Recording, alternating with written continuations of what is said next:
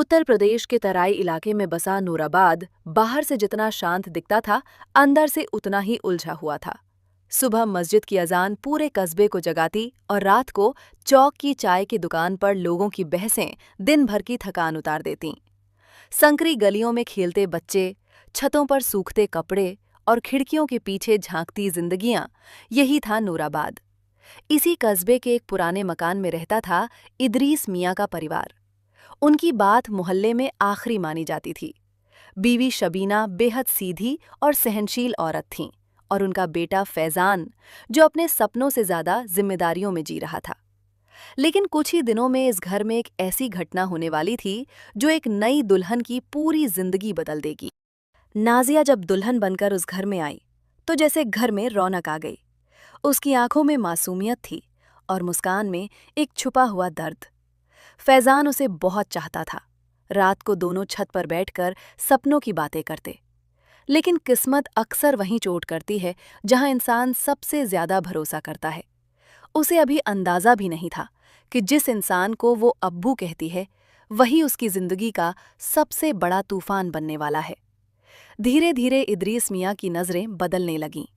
नाजिया को महसूस होने लगा कि कोई उसे लगातार देख रहा है। वो समझ नहीं पा रही थी ये उसका वहम है या सच्चाई। और फिर एक दिन एक ऐसा पल आया जिसने उसके दिल में डर हमेशा के लिए बसा दिया। तो उस पर यकीन नहीं किया गया। गुस्से में अंधे होकर फैजान ने 3 लफ्ज कह दिए और उसी पल एक रिश्ता, एक भरोसा, एक पूरी जिंदगी टूट गई। लेकिन असली कहानी अभी शुरू हुई थी। तलाक के बाद नाजिया अपने मायके आ गई। कमरे की दीवारें ही उसकी साथी बन गई थीं। दिन भर खामोशी, रात भर यादें। उसे समझ आ गया था ये सिर्फ तलाक नहीं, एक साजिश थी। उधर फैजान भी चैन से नहीं था। उसे हर पल वही सवाल सताता, अगर वो सच बोल रही थी तो? उसका घमंड धीरे धीरे टूटने लगा था। शबीना ने बेटे को सब बताया। पहली बार फैजान को लगा कि उसने बहुत बड़ी गलती कर दी है। उस रात उसकी नींद हमेशा के लिए उड़ गई। नाजिया ने रोना छोड़ दिया। उसने सिलाई सेंटर शुरू किया। धीरे धीरे उसकी पहचान बनने लगी। अब वो मजबूर लड़की नहीं रही थी, वो अपने लिए लड़ना सीख चुकी थी। एक शाम फैजान मायके पहुंचा। उसने कहा, अगर गलती सुधारने का मौका मिले तो मैं पूरी जिंदगी बदल सकता हूं।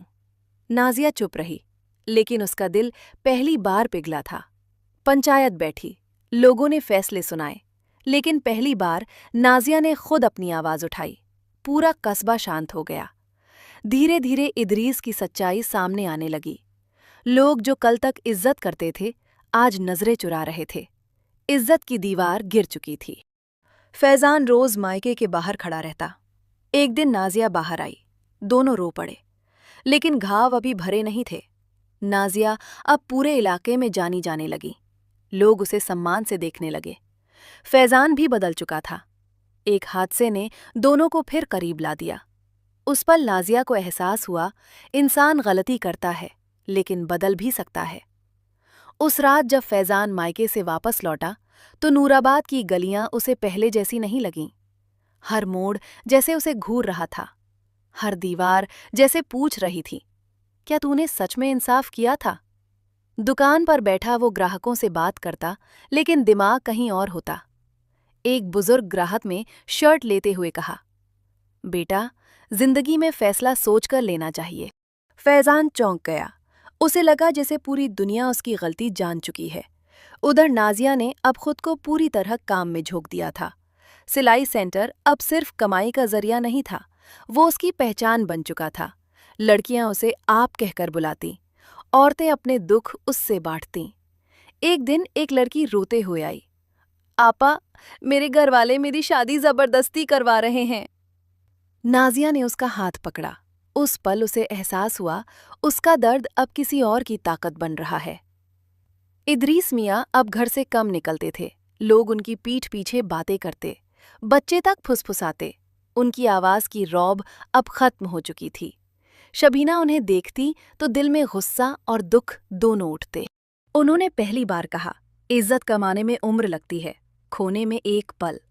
इदरीस चुप रह गए। एक दिन बाजार में अचानक नाजिया और फैजान आमने सामने आ गए। दोनों रुक गए। भीड़ चलती रही, लेकिन उनके लिए वक्त ठहर गया। फैजान ने धीमे से कहा, मैं अब भी इंतजार कर रहा हूं।